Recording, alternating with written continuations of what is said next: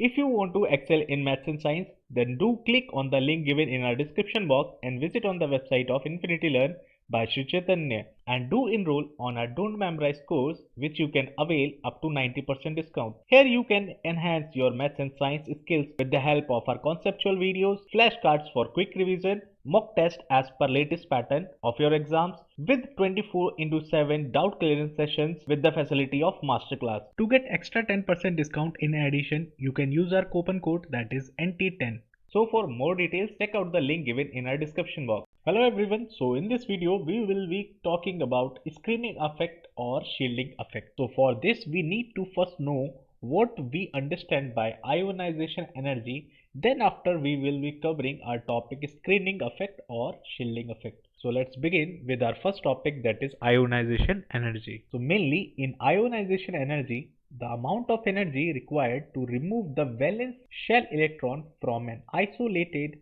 neutral gaseous atom to infinity. So as we know that at the center we have nucleus, and in nucleus there are positively charged protons and neutral charge neutrons are present, and from this nucleus there will be a fixed distance between our electrons and nucleus, which is attached with the electrostatic force of attraction. So remember this here, in ionization energy mainly there is a amount of energy required to remove the valence shell electron. Valence shell is our outermost shell. So now let's write down equation forming ionization energy. So let's take any m element here, and if we will remove an electron from this m, then we will get here m as positive, and we can also write it as delta H. Mainly this delta H shows us the heat of this reaction, and we can call this energy as our ionization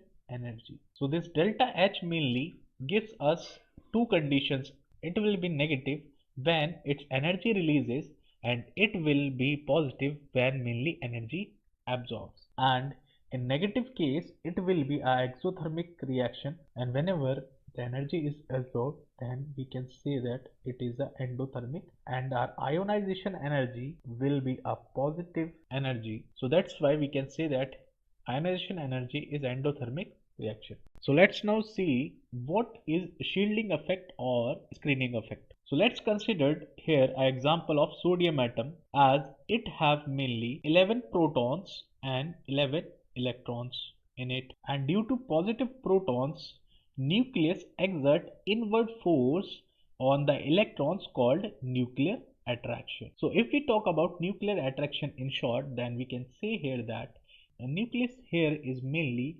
attracting these electrons with a force towards itself, then we can call it as nuclear attraction. There are mainly 2 electrons in the first shell of sodium and 8 electrons on second shell, and there is only 1 electron in the outermost shell. So the electron in the first and second shell are called as mainly core electrons, and well, electrons on this last shell will be known as our outermost electrons. For example, like umbrella, which shields us from this rain and sunlight, so we did not receive raindrops or very little sunlight. Similarly, the electrons on our first and second shell, that are known as inner electrons, shields our outermost shell from the nucleus force, and it receives a very little nucleus attraction. As a result, the outermost electron move away and revolve around the nucleus in a suitable position. Shielding effect, as the inner electron shield the outermost electron from the nuclear force and reduce nuclear hold on them. This effect is called shielding effect or screening effect. Secondly, we can also define shielding effect on basis of Coulomb's law.